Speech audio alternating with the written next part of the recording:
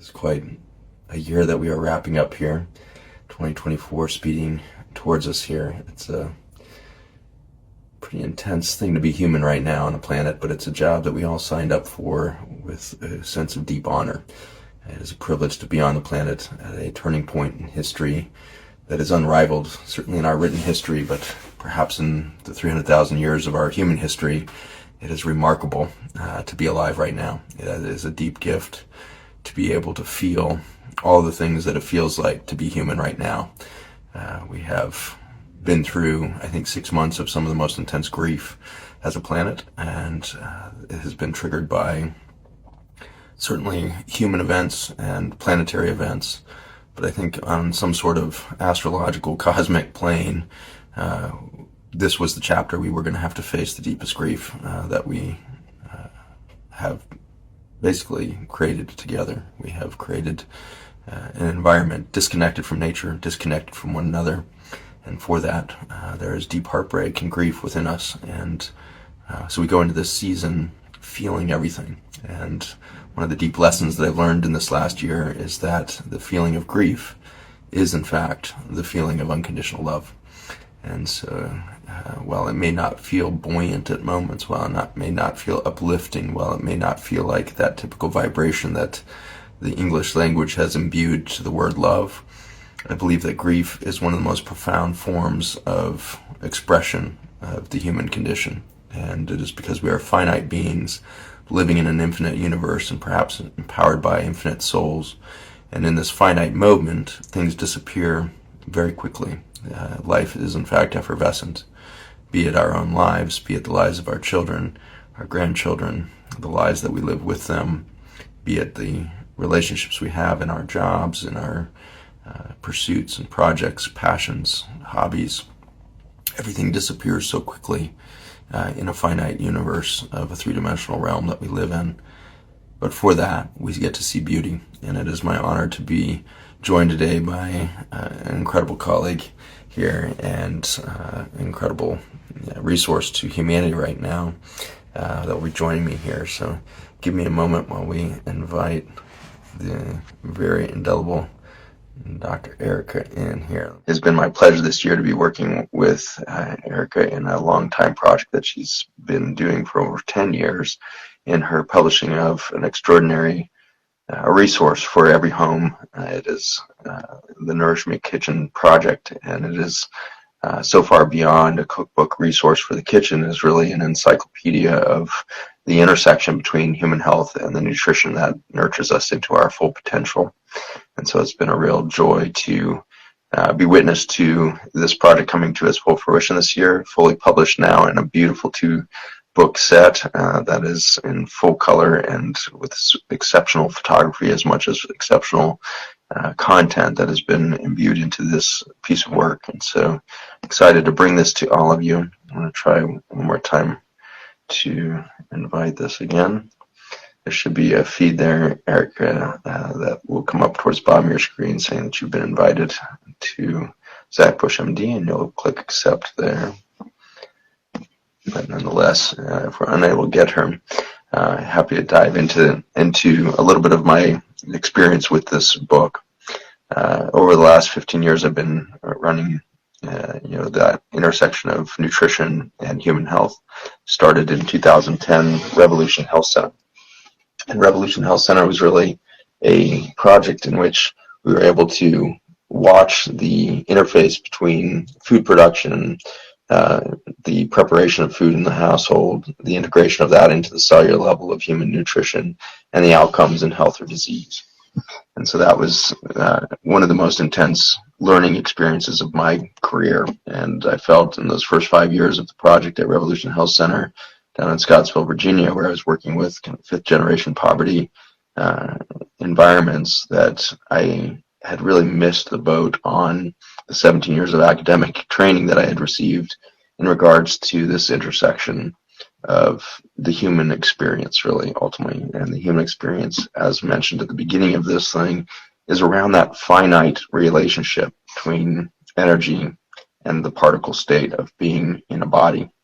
And so much of my education was focused on the understanding of disease that I had missed the miracle of life itself, and I had missed the abundance of nature and its capacity to nurture that finite life into communication and resource to communities around the world. Journey of Intrinsic Health is one of our penultimate projects that has come out of that. It's an 8-week program where we really work to redefine the relationship, or rekindle the relationship, perhaps is a better term for that, between the individuals going through that program and their relationship to Earth at the soil level, at the level of the breath, at the level of water, at the level of movement, at the level of play and creativity, at the level of community and beyond. And so that journey back into relationship with self, that finite nature of who we are, has been a great challenge to find avenues to engage the world, but also one of the greatest, accomplishments of our collective efforts as a team at Seraphic Group and at Journey of Intrinsic Health and beyond.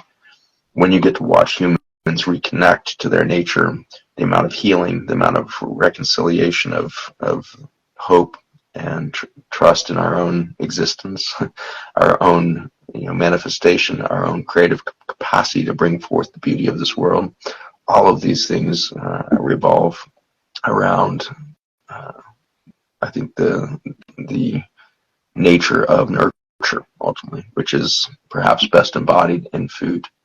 And it is a challenging subject because food is one of those things that we hold closer to ourselves and our belief systems than perhaps even religion. And so to challenge our beliefs and practices around food is one of the most difficult emotional, spiritual journeys that humans go on. And then there's the whole biologic journey to be gone alongside of that. But so much of it has to do with changing your understanding and philosophy of food before those lifestyle changes can really come into existence. And so I really want to honor Erika Siegel's work in that she has spent the last decade putting that into print. How does a book start to support your reinvigoration of relationship to the nurture of a kitchen, to the nurture of Earth itself as it comes through that kitchen? I'm going to try one more time here to get Erika on here, because I'm really eager for you guys to meet her. Continue to click go live with you there, and that's not coming through there. Let's try one other avenue. And there she is. We got it. Thanks for your patience. It's good to be with you, Erika. So glad to have you on here. And Thank you so much. Giving the audience a bit of an overview here of kind of where I've been on my journey. Nutrition and nurture, and a little bit of background on this project that I've had the blessing of collaborating with in a very small way towards the end of your 10-year journey with this massive tome of work that you've created. Please give us a little bit of background on your own training, your own journey into doctoring, and then how that has led you to this subject of nourishment and what's come through the Nourishing Kitchen here. Thank you. Thanks for this privilege. Can you hear me okay? Am I coming through okay? Because I can move. Yeah. Okay. Yeah. Okay. We've got you pretty good right now. Okay. So my journey to this moment, 26 years ago, I started my studies in naturopathic medicine in Portland, Oregon. I added on a master's in Chinese medicine because I found it to be actually a truly holistic health form that was different than our Western reductionistic approach. And I combined the two in a lively marriage of functional medicine that I have the honor of practicing every day in Portland. And my journey into this book set started about 15 years ago when I discovered there really wasn't a one-stop shop or resource for functional medicine and cooking and taking good care of yourself. So I started writing a cookbook. It spread into much more than that because I realized people needed to understand the why behind what they were doing, and they needed to feel inspired. And so that's what I set out to do many years ago. I didn't know it would take me nearly 2 decades, but anything that's really worthwhile, I think, is worth waiting for and is worth finding its organic path to completion. Fantastic. Yes, and as I page through those books, there's a sense of passion in there that's evident. What I think what comes through in my own life is that I think I was the first patient that really got healed through my own clinic, and that was different than my journey in academia, where I think I actually suffered more exhaustion than anybody else I connected with through my clinics in the allopathic model. So it was a long learning, in that it was my health that would make me capable of being a mirror on their healing journey. And it wasn't until I began my own health and healing journey and my own rekindling of relationship back towards nature that I began to have, I think, improved efficacy and certainly improved joy and nourishment in my medical practice. And I can feel that Right. for you as well. I think that once you give us a little bit of what that's felt like to you as you've gone from kind of that more structural, functional relationship, maybe kind of that hierarchical relationship back to client-patient relationship, and to where you are now. Yeah, I would love to. Well, hearing you talk about your own journey reminds me of my journey, which started quite young when my dad had pretty severe cardiovascular disease with a widowmaker heart attack when I was 8 years old. And I think that started to orient our whole family towards a different model of healthcare, really taking health into our own hands. Because, as you know, the allopathic model is kind of a wait and see or meet to treat model. You have to meet certain criteria in order to be treated.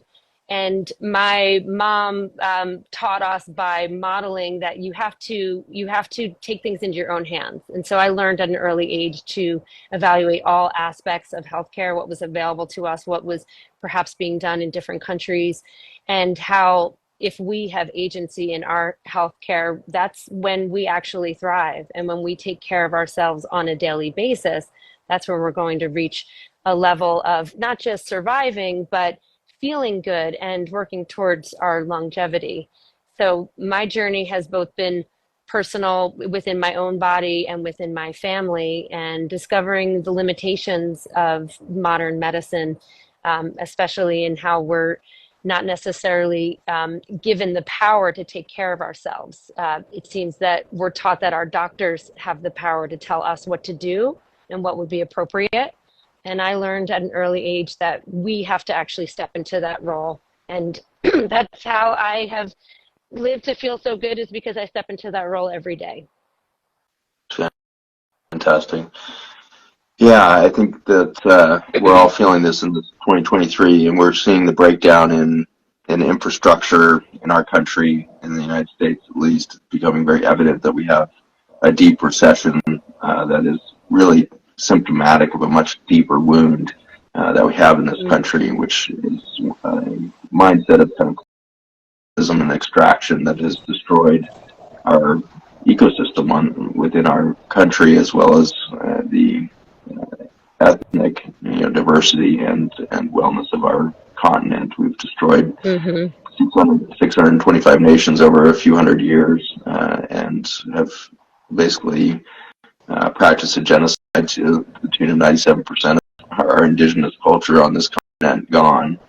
And simultaneous to that, I think the colonial movement out of Europe became disconnected from its own memory of its own connection to land and its own indigenous reality.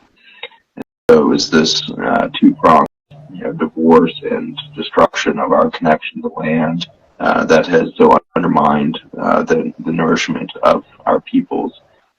When colonialism landed at the beginning of the 1500s in force, and then expanding through the next couple hundred years, there was 100 million people in North America living in a more complex agricultural system than had existed in Europe. And so the belief that there was some sort of primitive culture here is just completely backwards. The advancement of agricultural technologies and understanding of nourishment, biodiversity on the plate that was experienced by the typical indigenous culture here in North America led to a deep health that was being experienced, a robust health and vitality within the peoples that was fundamentally failing in the Europeans by the time they came across the ocean. And that destruction of the European nutrient base had spawned, massive cataclysmic events, the plague and tuberculosis and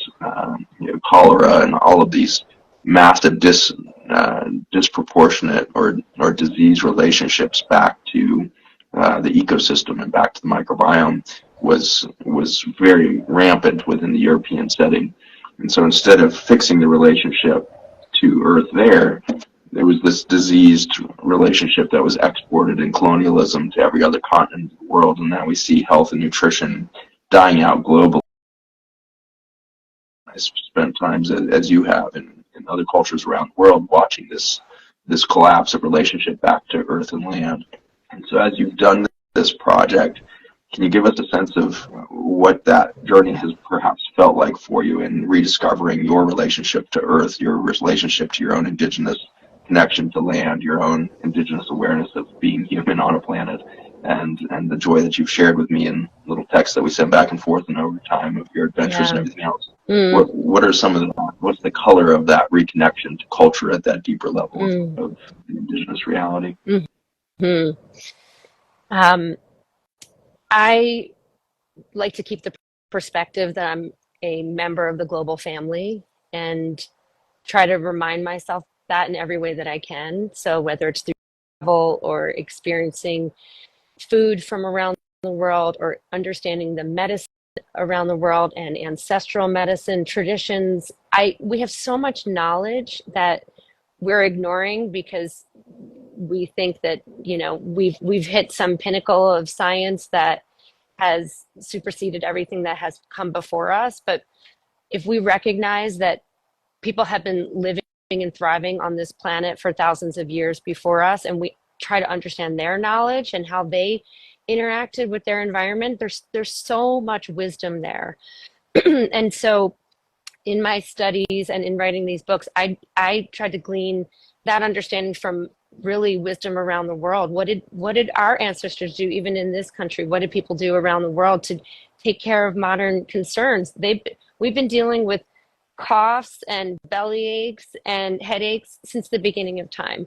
What did we used to do? We used to eat roots and plants. We used to get in the ocean and lay in the sunshine and drink from the streams. So how do we bring that understanding and that relationship to nature into the present? And that actually was a goal of mine, to weave in that information to, of course, honor the science of this moment, but also the wisdom of the eons before this moment.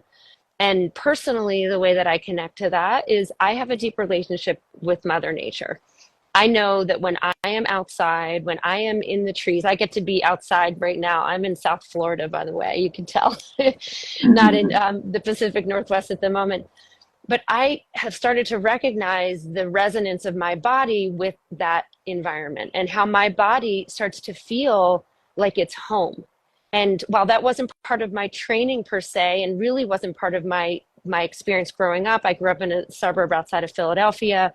I really didn't experience the dirt. I didn't experience changes in temperature. We had a very controlled environment. And when I started to push that boundary of the outside and the inside and started to experience what it was like to be close to nature, I recognized something shift in myself. And that recognition comes back again and again, especially when I'm having a hard time. During the beginning of COVID, when I didn't know really what to do or how to think about anything, I just kept returning to the trees. I kept walking in the forest because in the forest, everything makes sense. You see the cycles and the patterns of life, and all of a sudden your life is in context with all of it. And you know that what's happening right now, it makes sense on some scale. And because we're made of the same elements, I think it creates a grounding force. And it actually does scientifically create a grounding force to be with the biomagnetism and the energy of the earth.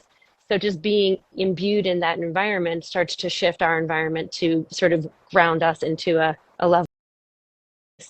So I hope that message does come through in my writing, because I'm really trying to get people to connect with that, to hold an apple and to see the tree that it grew on, to feel the energy of that, to honor the path that it took to get to their door. And when they bite into that apple, to feel the aliveness and the vitality that it provides for them. And if we start to have that connection with everything we eat and our relationships, we to our planet. We reconnect to everything around us. It's deeply healing in a way that goes beyond the vitamins and the minerals and the fiber contained in that food, or the interaction between you and another person. So thank you for that question. It's such a beautiful one. And what I would encourage all of our viewers is to ask yourself that question too. How are you connecting with nature? How are you connecting with culture? And how are you continuing to bring the past into the present, and nature into your body and into your home and into your life? It's fantastic.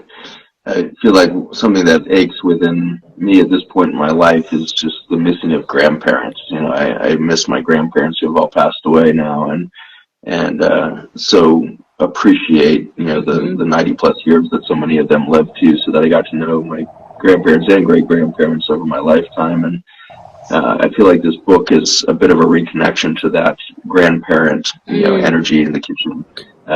Traditionally, we cooked the recipes of our grandmother not because they were even written down, but because we were with her. and it was that direct experiential learning of recipes rather than cookbooks that were the art and tradition within the kitchen. And that's been fundamentally lost over the last 150 years, and has certainly been more deeply lost in the last 25 or 50 years. So I'm recognizing that your book is one of those pathways to reconnect to that cultural and kind of spiritual connection to the food that defines us. And it's no understatement, as we all probably on this call understand, that what we eat is what we become. And it is a pretty horrific food scene out there in general regard to the chemical exposure we all get through our food system, the lack of nutrient density in the soils, and therefore in the foods that we consume. And for that, we lack the medicine within our food. And so what are some of the ways in which you are working to get nutrient density back into the home through the cookbook project?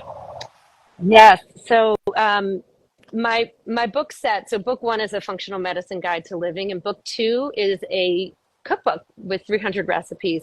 And my goal with every single recipe was to look at it and ask, okay, is this a practical recipe, and is it nutrient dense, and does it taste good? So that's what every recipe had to qualify as. And nutrient density is really about making sure that every ingredient counts, every calorie counts. Because our soil is so deplete of nutrition, we have to work hard. We have to work really hard to get enough nutrition through our food.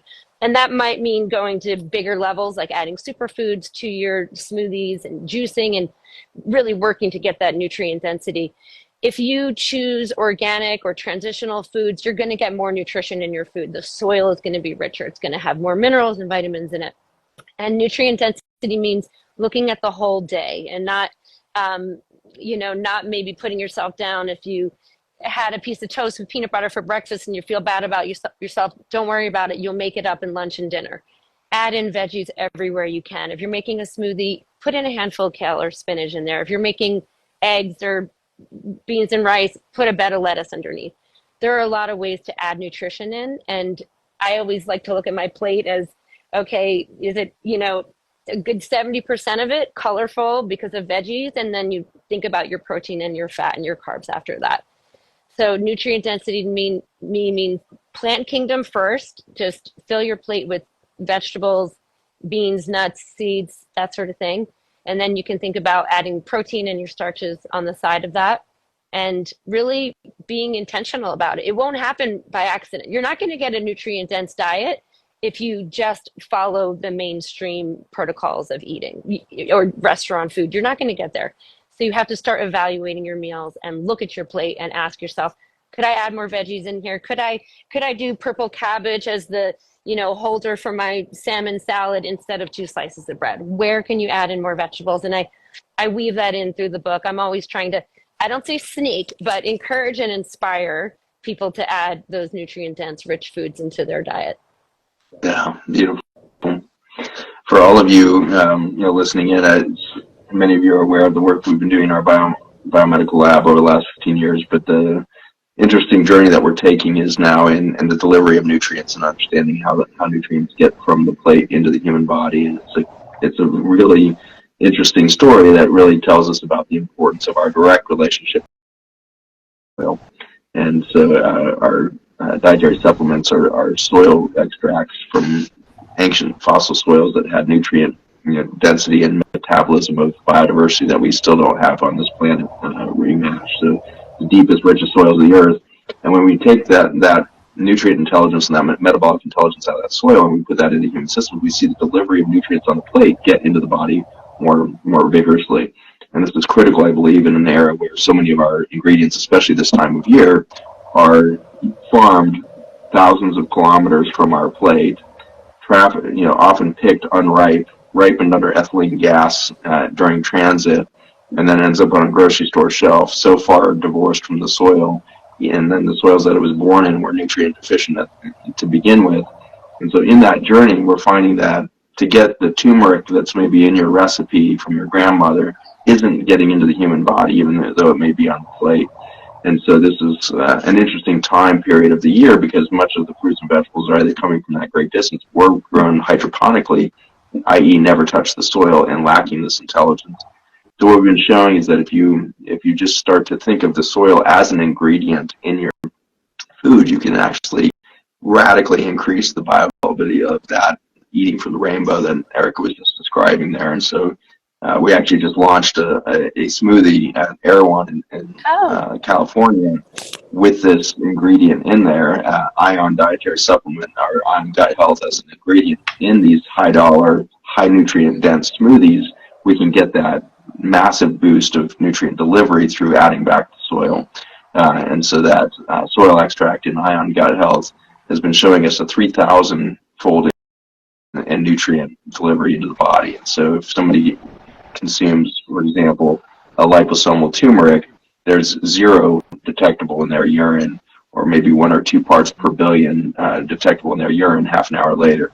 Whereas if they add the ingredient of the soil system and that metabolic intelligence from the microbiome, we're seeing 3,000 nanograms per milliliter of urine of turmeric just 30 minutes later. So logarithms of increase in it by reconnecting yourself to soil systems. And so it's something for us to think about is the plate is the beginning of the journey, but ultimately you got to find yourself back to soil systems. And this is where backyard gardening, knowing your farmer, getting back into the CSA, getting back as close as you possibly can to soil systems and making sure the soil was a part of the journey of the food that's on your plate so that those nutrients become available. And if that's lacking to you or you're not connected to the soil directly, having that ion as an ingredient in your recipes is actually a powerful tool. It just takes anywhere from 5 milliliters in a single serving to a couple tablespoons into a family-sized serving to make those nutrients more available to the family, to make the medicine and the food available to the bodies that you're about to nourish over these holidays. So that's a cool 1-2 punch of create the diversity on the plate and reconnect that diversity to the soil systems, and you find nourishment at levels that humans have been lacking for generations. And so it's just an absolute joy to watch this body of work of yours come to light here. Give us a little bit of sense of the joy that it's been watching this connect to the global community as the book has hit. it truly has been a joy. Um, I set out with an intention to help people have a field guide to take good care of themselves and feel empowered to do so and have agency in their health. And I'm surprised how well it's actually working. It's been now a few months where I'm starting to get feedback from patients that tell me, I'm only eating food from your cookbook and I feel 10 years younger and my knees don't hurt and I feel vital again.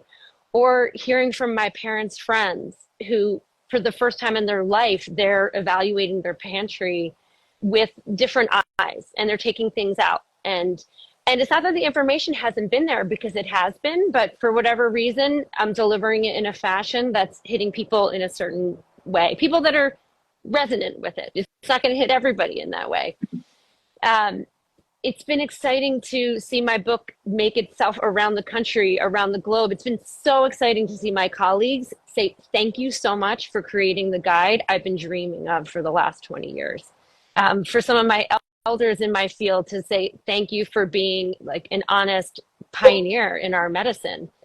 And that's particularly exciting for me to be seen by my teachers as now a leader. I've never considered myself a leader. I've never wanted to be a leader. I mean, other than maybe on the dance floor to get everyone in on the party, but I've never been vocal about my desire to help a larger community until I, finally finished my book set and wanted to really step up to what it deserved. And what it deserves is to be widely spread so people can take good care of themselves and know that they're worth it. And man, it's been such a joy to see how it's landing for people. I mean, I've had people in tears about it. And I just want to be able to help as many people as I can. And there's only so much I can do one to one. So now I can lay this out and say, here, you have the information. And of course, it's not everything, but it's a really good start. It's a strong foundation for people that don't know where to go in their health and have been looking for resources and support. Perhaps they want to have more authority with their doctors and ask for what they need and what they want. And now they can come from this place of knowledge where they're asking with authority, saying, I want this lab test. I want you to help me in this particular way. And that feels really good to be able to support people in that way. It's beautiful. Well, I'm excited for all of you to dig in at Nourishment Kitchen. It's going to be exciting for you guys to take a look at this piece of work that has been decades in the making. And for all of you that are practitioners, coaches, nurse practitioners, doctors out there, you can't believe what a resource this will be in your clinics and in your offerings to the public. And it is kind of what we all dream of as practitioners who have become aware that the gut health and its foundation in our nourishment is critical to the outcomes of our patients.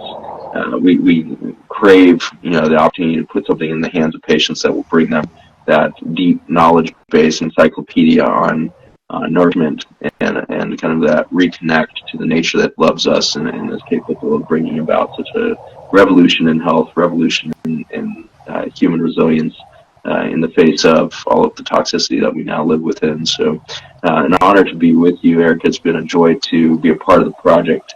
I've had the blessing of writing the foreword for the book, and so you guys can dive a little deeper into that if you're interested in seeing some more of my thoughts around the project and around the importance of your kitchen, especially on these holidays. So dive in on the project and enjoy a resource. And some of you probably have family members that could desperately use this information, and it may be an interesting way to gift them over the holidays or in this new year as people start to dig deeper into their awareness of the need for a health revolution in January. This can be a huge piece of the puzzle for them. So as if to those around you that are needing that reconnect, here's a resource for you. Erika, it's been a thrill to be a part of witnessing your journey with this, the launch of this resource. Thank you for being with us all that tuned in here, and have the happiest of holidays. You can go to the link tree above and find the connection to the book. There's also a discount code available, Zach Bush 10, I think is the discount code for you to get a discount on the book there. So Zach Bush, ZACHBUSH 10, get you a discount on the book and get your family connected, get your loved ones connected to Earth and the nourishing sources that it has. There's also in the link tree connection to intelligence of nature if you want to start adding the soil nutrient intelligence back into the foods that you're preparing as a resource to the family. Intelligenceofnature.com can get you connected there. So both those links in the link tree above. And there it is. I'm so glad you have it right there in front of you. This book is absolutely beautiful on the countertop. It's beautiful in my kitchen to have it connecting us. So thank you for the tome of effort and decades of work to make this thing real for all of us. Thrilled to be with all of you. Thank you. Happy holidays, everybody. Happy holidays. Happy New Year.